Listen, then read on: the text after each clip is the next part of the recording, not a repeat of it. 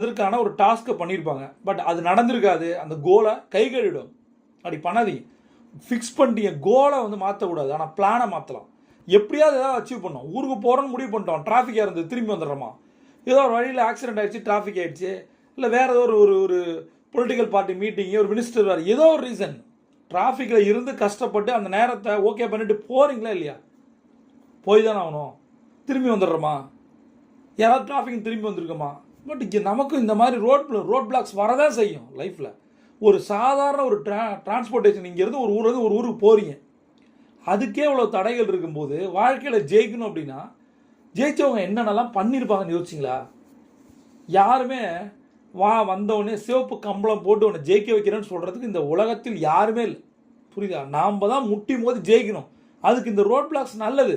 அப்போ தான் ஒரு ரோடு பிளாக் ஆனால் தான் அடுத்த ரோடு உங்களுக்கு தெரியும். வாழ்க்கையில் உங்களுக்கு ஒரு பிரச்சனை ஒரு தடவை